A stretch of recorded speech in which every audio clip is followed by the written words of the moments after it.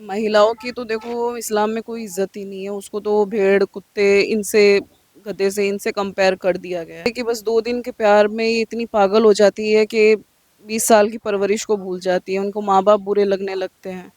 कोई ऐसी धारा भी बनानी चाहिए और ऐसे लोगों को मतलब ऐसे तो नहीं छोड़ना चाहिए इन्हें। जितना भी और जो लोग ये कहते हैं कि कुरान आसमानी किताब है, तो मैं आज खुल के बोल रही हूँ, कुरान आसमानी किताब नहीं है। ये किसी ऐसे अय्याश आदमी ने लिखी है जो फुल अय्याश था अपनी ज़िंदगी में। हमने जिस हिसाब से हिंदू लड़कियां टारगेट हो रही हैं, कैसे बंद होगा? और क्या क्या ऐसा माइंड वॉश जब करते तक हैं कि हिंदू लड़कियां टारगेट हो जब जाती तक हैं? सरकार कड़ा एक्शन नहीं लेगी और ऐसे लोगों, पहली बात तो कि ये लड़कियां जब कपड़े चूज करती है 10 बार चेक करके लेती है ना, तो वो क्यों ऐसे लड़कों पे भरोसा करती है? क्यों उनका बैकग्राउंड चेक नहीं करती? माँ बाप थोड़ी सख्ती करते हैं तो वो बुरे तो हैं नहीं, अपनी उनकी भलाई के लिए कर रहे हैं ना। देखिए, ये 15 से 16 साल की लड़की है और ये जो लड़का है वो एक डांस टीचर बन के आता है, अपने आप को रोहित नाम बताता है, लेकिन आधार कार्ड में इसका नाम रिजवान खान है। ये क्या फिर ये कहेंगे कि नाम के उस पे खेलते हैं, नाम क्यों पूछते हो, धर्म क्यों पूछते हो? नाम चेंज करने की ज़रूरत क्या है? जब डांस एकेडमी चला रहा है तो अपने रियल नाम से भी चला सकता है। एक बहुत से केसेस ऐसे देखने को मिल रहे हैं कि नाम चेंज करके वो बिजनेस चला रहे हैं और चला रहे हैं। तो सबसे बड़ी बात है कि इनका आधार कार्ड चेक करा जाए और सरकार को इनके ऊपर कड़ा एक्शन लेना ज़रूरी है। क्या एक्शन लेना चाहिए? कोई ऐसी धारा भी बनानी चाहिए और ऐसे लोगों को मतलब ऐसे तो नहीं छोड़ना चाहिए इन्हें। देखिए, अब जिस हिसाब से इन लोग जो नाम बदलते हैं, क्या इनको खुद के नाम पे शर्म आती है इसलिए नाम बदलते हैं, या इनका कुछ और ही मकसद है? एजेंडा चला रखा है इन्होंने, मुसलमानों ने पूरा एजेंडा चला रखा है कि हिंदू लड़कियों को अपने धर्म में लाओ। फिर मेन वही है, वहीं आके अटकती है कि हमें गजवाए हिंद बनाना है।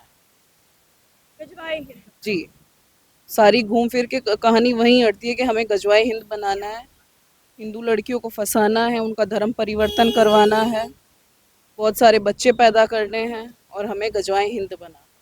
भिजवाए हिंद बनाने से क्या होगा? क्या 72 हूर वाले कॉन्सेप्ट पूरा हो जाएगा? संविधान बंद हो जाएगा, पूरे इंडिया पे शरिया लागू हो जाएगा, संविधान कुछ नहीं रहेगा, बचेगा भी नहीं। जब ये लोग क्राइम करते हैं, या फिर जो भी अभी हाल ही में आपने वीडियो भी देखी होगी कि भाईचारा के नाम पे इन्होंने फूल वगैरह भी बरसाए हैं कल के दिन ही, लेकिन जब इनकी बात संविधान पे आती है, तब वो कोई भी अपराध करते हैं तो संविधान के आड़े आते हैं, लेकिन जब दूसरे की बारी आती है तो सरिया को लागू करने की कोशिश करते हैं। ये भाईचारा नहीं निभाते, ये सिर्फ चारा बनाते हैं। तो ये भाईचारा तो भूल जाओ कि ये भाईचारा कभी निभाएंगे। ये सिर्फ बहला फुसला कर तुम लोगों को चारा बना सकते हैं और ये बात हिंदू जितनी जल्दी समझ जाए उतना बढ़िया है, वरना वो दिन दूर नहीं है जिस दिन यहाँ पे शरिया लागू पूरी तरह से कर दिया जाएगा। देखिए, इस्लामी धर्म में आप भी पीड़ित हैं शायद, कि आपको भी 3 तलाक के मामले में फँसाया गया है। ये क्या मतलब है? आप महिला हैं, आप इन्हीं की कम्युनिटी की थी, आपके साथ भी ये अन्याय हुआ है, और चाहे हिंदू धर्म के हो, उनके साथ भी ये अन्याय कर रहे हैं। क्या मकसद क्या है इनका? महिलाओं को लेकर अलग ही कॉन्सेप्ट है। महिलाओं की तो देखो इस्लाम में कोई इज्जत ही नहीं है। उसको तो भेड़ कुत्ते इनसे गधे से इनसे कंपेयर कर दिया गया है। इस्लाम जो है ना वो सिर्फ पुरुषों तक ही सीमित है, कि उसमें सिर्फ जो भी चीज़ें हैं सिर्फ पुरुषों के लिए, महिलाओं के लिए उसमें कुछ भी नहीं है। सिर्फ पुरुष के लिए। जी, सिर्फ पुरुषों के लिए है। जितना भी और जो लोग ये कहते हैं कि कुरान आसमानी किताब है, तो मैं आज खुल के बोल रही हूँ, कुरान आसमानी किताब नहीं है। ये किसी ऐसे अय्याश आदमी ने लिखी है जो फुल अय्याश था अपनी ज़िंदगी में। मतलब जमुना यमुना कॉन्सेप्ट जो था वो अब कहीं दिखाई दे रहा है आपको दूर? गंगा यमुना।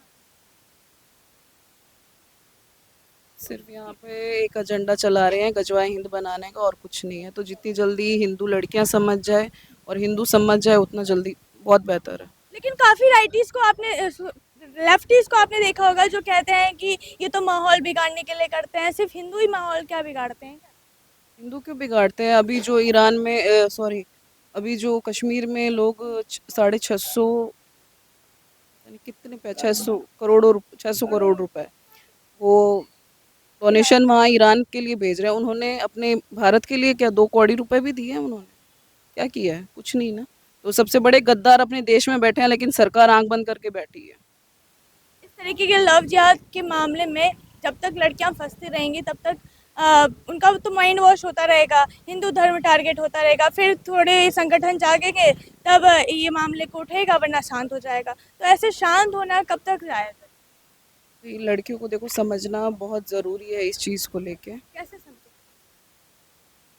वो अब ये बस ये हो जाते हैं कि बस 2 दिन के प्यार में ये इतनी पागल हो जाती है कि 20 साल की परवरिश को भूल जाती है। उनको माँ बाप बुरे लगने लगते हैं। इनको बस यही लगता है कि मेरा अब्दुल ऐसा नहीं है। ये इतना मेंटली फिजिकली इतना डिस्टर्ब कर देते हैं ना तुम लोगों को कि तुम्हें पता भी नहीं चलता कि तुम लोगों के साथ हो क्या रहा है।